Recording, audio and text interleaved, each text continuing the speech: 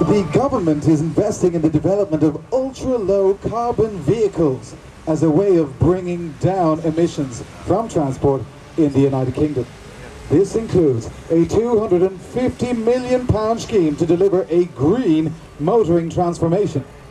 The government's £2.3 billion package to support the automotive industry in the downturn includes support for the development of green technologies.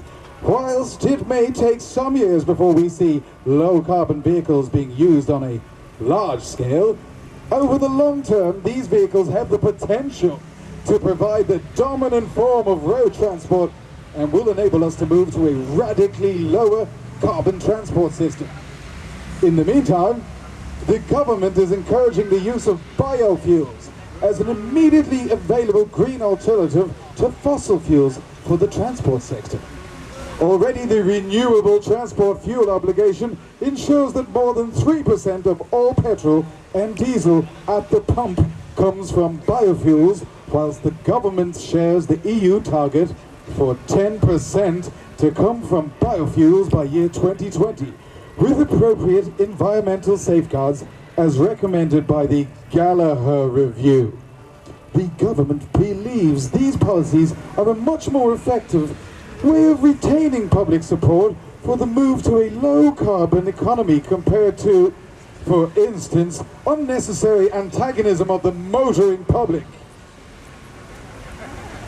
The government believes in keeping Britain moving and is investing around £8,500 million, also known as £8.5 billion, in improving Britain's road network as part of its package to revive the economy and create jobs.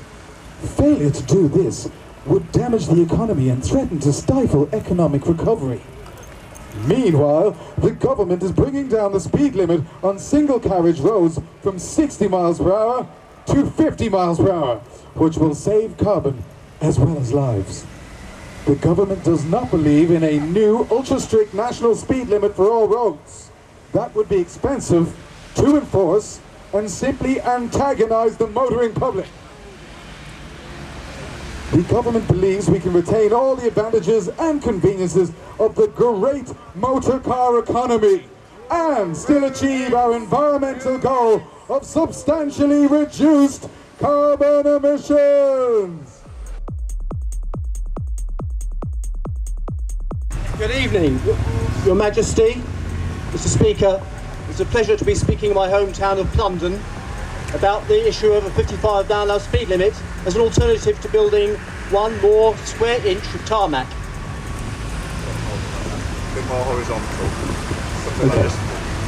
I'm pleased to see that the government is aware of the contribution that transport makes to global warming. I'm just disappointed at the remedies. In 2004, the Department for Transport commissioned a report.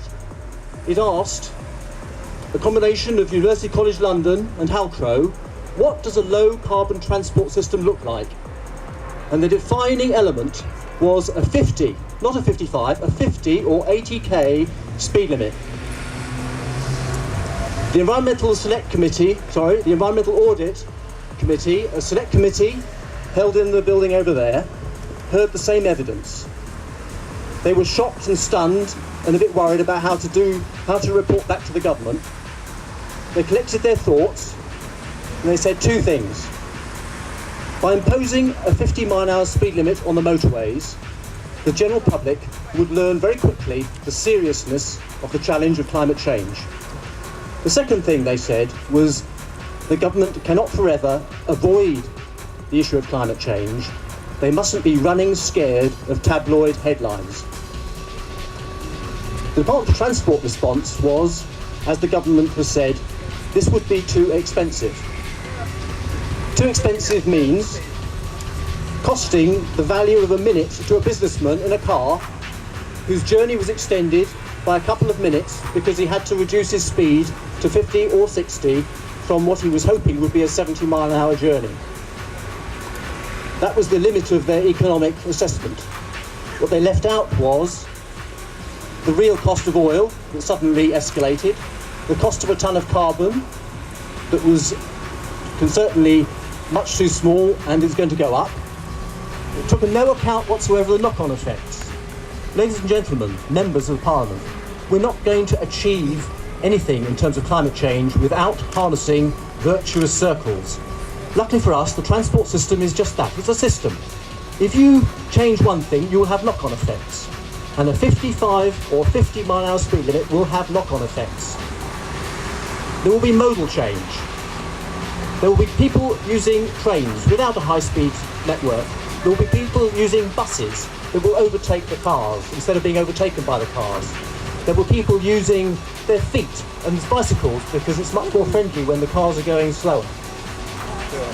There will be one unfortunate side effect for Mr. Brown and Mr. Darling, and that is we will buy less fuel.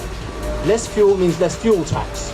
And if you want to know why the government will not introduce a lower speed limit, is because of loss of revenue from fuel tax.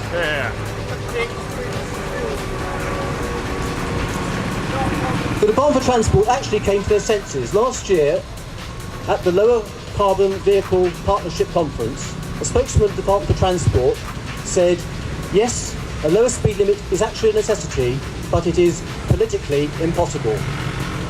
For politically impossible, read running scared of tabloid headlines, which is exactly what the government was and still is. I read the Transport Secretary's statement yesterday. He seems to be pinning his faith in electric vehicles. This is technology for the future. Where we're going to get our clean electricity from, nobody yet knows.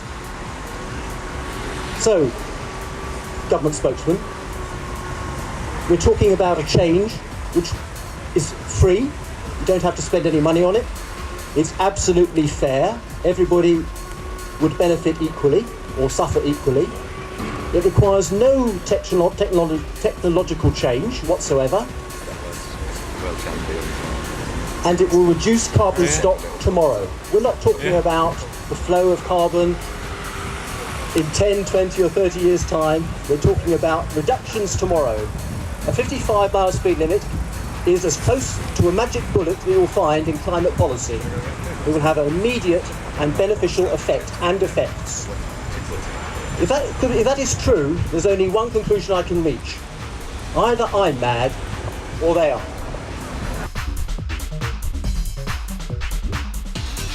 Hi. In particular, I want to talk about road buildings, and as it concerns like the speed limit, I think is a great silent measures action to do like in the near future. But talking about road buildings, the most like the first cause of global warming is deforestation, and maybe most of us don't know, but like Europe is the second continent in the world to have a high rate of deforestation.